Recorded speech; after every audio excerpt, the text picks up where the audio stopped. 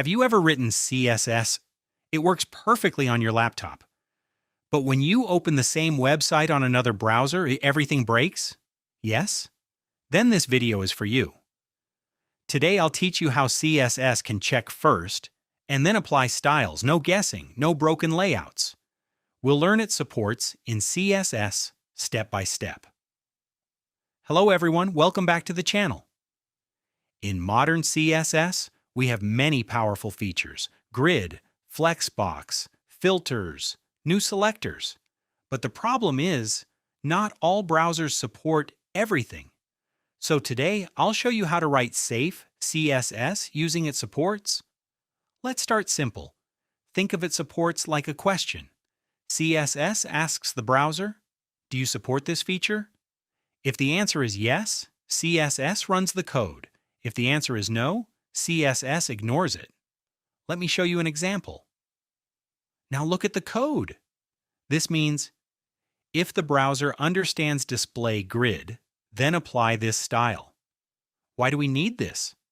Because guessing is dangerous. Without supports feature, our layout can break in old browsers. With supports, old browsers stay safe. New browsers get better design. Users get a good experience. This is called progressive enhancement. Now let me show you a real example. First, we create a layout using Flexbox because it works everywhere. We add just two properties: display flex and flex wrap. Now we upgrade the layout, but only if grid is supported. Here we add the properties related to grid. So what will happen? Old browsers use Flexbox, and new browsers use grid. No errors, no stress.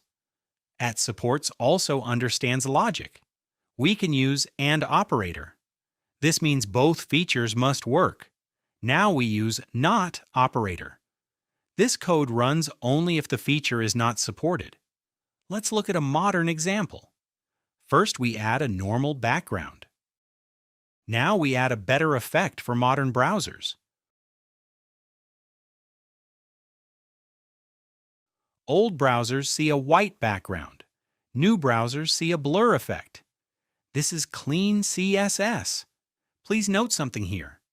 Never check browser names, this is wrong. Always check features, not browsers. So remember this. @supports makes your CSS smart, safe, future ready. See you in the next video. Happy coding!